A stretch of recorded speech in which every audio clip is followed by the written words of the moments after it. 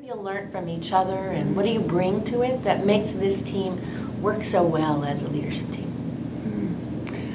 Well, I mean, from my perspective, I think, you know, with any sort of new council chair, what I like to do is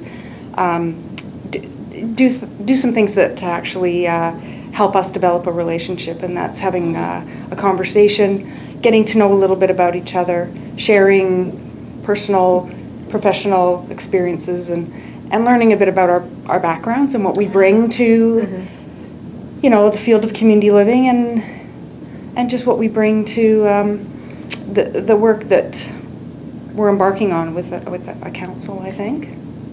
Just being able to sit down one-on-one and talk honestly, and I think knowing the responsibilities that a community planning and development manager has, and where the council chair fits in to that picture. So I think for me it helped to gain a better respect for that position, and where we could collaborate together on different issues. So. Yeah, I was going to add just that I believe between the chair and the CPD manager, it's really important that we work out who is the leader, because I believe the council needs to know who it is that is their leader. And I think when there's a manager involved, there is a risk that a manager can be seen as the leader, and I'm really clear about making sure the council sees their chair as the leader and that I'm the support to that. A primary focus for community councils is around really increasing, strengthening your community's commitment to being an inclusive community, to being welcoming of everyone.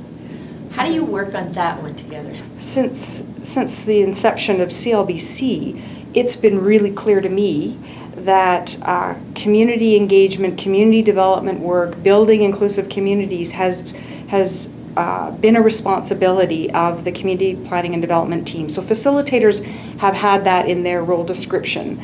And community councils have also been they've been a cornerstone in the model of CLBC since the beginning too. And I think over time we've worked to bring clarity around how we can do that. So I'd say it's evolved how we've sort of come more together on working together on joint initiatives, joint projects, and comparing the actions we want to take and where we can do those things together, where I can bring in the support of a facilitator to assist with, you know, doing some of the legwork that actually can take a little pressure off council members when we're doing things that are about taking action that is meant to achieve sort of building inclusive communities, I think. What I'm going to try to do is reinforce the idea that community councils are there to initiate ideas and to rely on, I think, CLB's support to make those ideas happen through the processes, of course, that are set in place. But you know, we're I guess the one thing that we are working on and did last year as well was that community action employment plan. That's the most recent one. But this council has done other things like the aging strategy, and is involved with that criminal justice system for youth at risk. Mm-hmm.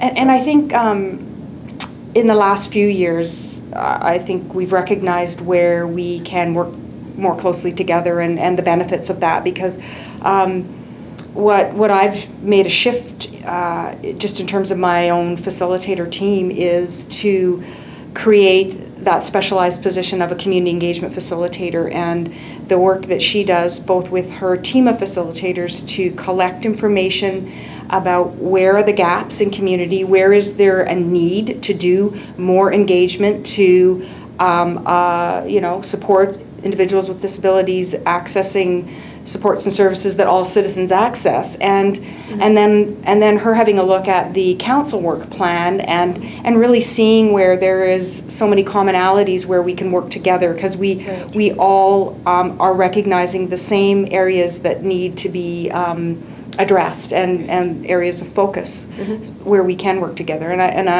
I also have employment leads who then can sit on committees that Edwina also chairs, where we're doing work with other community groups like Rotary and around employment, where we have an annual commitment. So we're seeing more and more where our two teams are aligning our work, and I think it helps support a council, which is made up of volunteers and don't always have a lot of time. And I think my team can help with that. Great.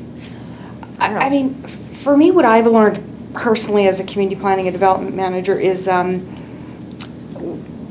from through the years where I think I played a bigger role at perhaps a meeting where I provided updates that perhaps were a little more focused on what's happening within CLBC, and now my focus is different. I don't.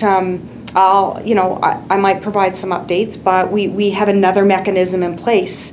Right. Where we have community council conference calls and we have information bulletins going out to councils. So I can actually provide more information about what we're doing to engage with community around inclusion, around work that we're doing to build inclusive communities. So I think it's allowed me to shift and not, because I think there was a risk of when I'm providing updates about CLBC, we then are focusing on the service delivery aspect, and that's not what councils are meant to focus on.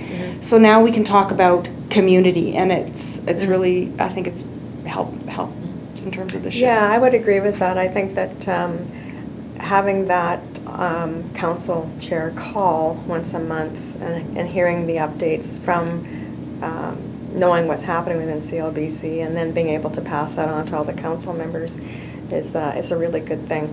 So and it does, because then Sharon's available to, I'm at a meeting and I'm going, they say, okay, well, what's this? And I go, Sharon, what is it? And that's where I can be a support, where I might have more detail and more information to help bring clarity to a particular topic that helps us move on with the agenda, where people aren't sort of belaboring we're talking long about something that they don't fully understand. So that's where I am able to support and allow us to get through the agenda and have a productive meeting, I think.